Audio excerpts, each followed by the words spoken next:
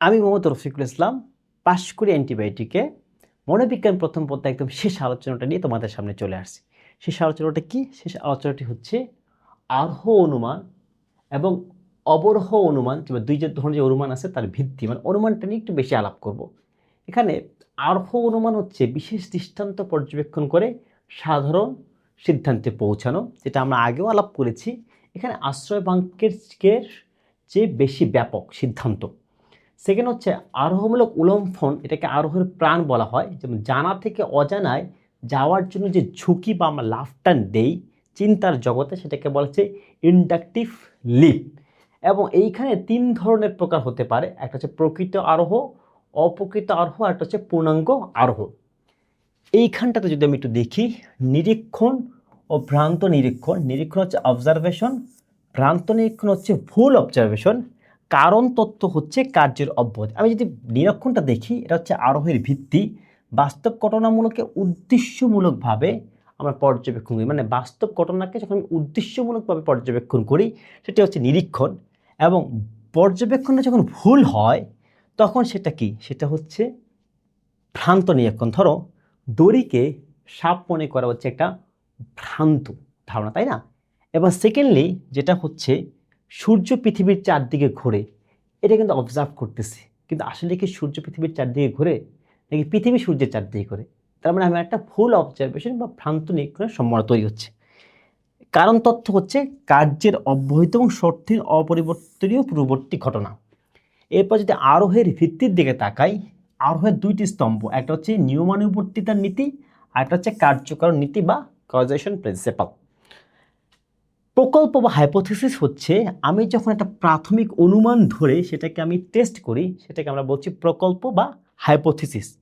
এবং এই বৈজ্ঞানিক আরোহের ক্ষেত্রে সিদ্ধান্ত সবসময় সার্বিক সংশ্লেষ যুক্তিবাগ্য হয়, এবং এটা হচ্ছে বৈজ্ঞানিক চিন্তার একটা হাতিয়ার। তো এর মাধ্যমে বেসিক্যালি আমরা আরোহ অনুমানের যে এই অনুমানের যে প্রকৃতিগুলো আছে সেই প্রকৃতিগুলো নিয়ে একটু আলাপ করলাম। আমি আরোহ অনুমান দেখলাম এবং অনুমানের ভিত্তিগুলো দেখলাম। এখন একটু দেখি এখান থেকে কোন কোন প্রশ্নগুলো বা এমসিকিউগুলো বা অ্যান্টিবায়োটিকগুলো আমাদের সামনের পরীক্ষার জন্য খুবই গুরুত্বপূর্ণ, সেটা একটু দেখে আসি। এইখান থেকে প্রথম গুরুত্বপূর্ণ হচ্ছে কোন সিদ্ধান্ত আশ্রয় বাক্যের চেয়ে বেশি কি ব্যাপক। দ্বিতীয় হচ্ছে ইন্ডাকটিভ লিফ বা আরোহমূলক উল্লম্ফন কী জিনিস। 3 নম্বরটা হচ্ছে আরোহ কত প্রকার। আমি 3টা এমসিকিউ দেখলাম। এখন সেকেন্ড যেটা হচ্ছে অবজারভেশন কী জিনিস, ভ্রান্ত অবজারভেশন বা ভ্রান্ত নিরীক্ষণ কী জিনিস, এবং ভ্রান্ত নিরীক্ষণের উদাহরণ কোনটা, এইটা একটা এমসিকিউ হতে পারে। এরপরে আরোহ দুটি স্তম্ভ, একটা হচ্ছে নিয়মানুবর্তিতার নীতি আর একটা হচ্ছে কার্যকরী নীতি, এটা একটা এমসিকিউ হতে পারে। সেকেন্ড যেটা হচ্ছে প্রকল্প কী জিনিস। সো এইখান থেকে বেসিক্যালি আমরা হচ্ছে যে গুরুত্বপূর্ণ এমসিকিউগুলো আছে সেগুলো আমরা একবার সংক্ষেপে দেখে ফেললাম। মানে প্রথমে আরোহ অনুমান নিয়ে আলাপ করলাম, আরোহ অনুমানের ভিত্তি নিয়ে আলাপ করলাম, এবং এই জায়গা থেকে আমাদের সামনে যে পরীক্ষাটি আছে সেই পরীক্ষাতে কোন প্রশ্নগুলো বা কোন এমসিকিউগুলো আসতে পারে সেই অ্যান্টিবায়োটিকগুলো আলাপ করলাম। তাহলে এখন রইল কি? এখন রইল হচ্ছে সেই সুপার অ্যান্টিবায়োটিক বা সুপার এমসিকিউ। এইখানে সেই সুপার এমসিকিউটি হচ্ছে আরোহ অনুমানের প্রাণ কাকে বলা হয়। ইন্ডাকটিভ লিপ বা আরোহমূলক উল্লম্ফন, মানে ইন্ডাকটিভ লিপ বা আরোহমূলক উল্লম্ফন, যেটা একটু আগে আমরা দেখেছি যে এটাই আমাদের ঝুঁকি, এটাই আমাদের প্রাণ, এটাই ভিত্তি হিসেবে ধরা হয়। তো আমরা দেখলাম যে এইটা হচ্ছে এটা রাইট অ্যান্সার। সো এর মাধ্যমে আমাদের মনোবিজ্ঞান প্রথম পত্রটি আমরা একটু দেখলাম, এবং এই মনোবিজ্ঞান প্রথম পত্রটি দেখতে গিয়ে বেসিক্যালি আমরা প্রত্যেকটা সেকশন ধরে আলাপ করলাম, আমরা অ্যান্টিবায়োটিকগুলো দেখলাম, এবং একই সাথে আমরা একটা করে সুপার এমসিকিউগুলো দেখলাম।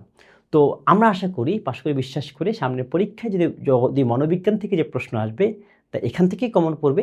যদি আরও বেশি নিশ্চিত হতে চাও তাহলে আমাদের এই অধ্যায়গুলোর সাথে কি আছে, আমাদের এই অধ্যায়গুলোর সাথে যে কি স্যার যে অ্যান্টিবায়োটিক শিটগুলো আছে সেটি দেখে নাও, প্র্যাকটিস করে ফেলো, এবং নিশ্চিত করো তোমার কাঙ্ক্ষিত প্রতিষ্ঠানে কাঙ্ক্ষিত সাবজেক্টটি পাওয়ার একটি সুযোগ। সবাইকে অসংখ্য ধন্যবাদ পাশ করে সাথে থাকার জন্য। সবাইকে অভিনন্দন।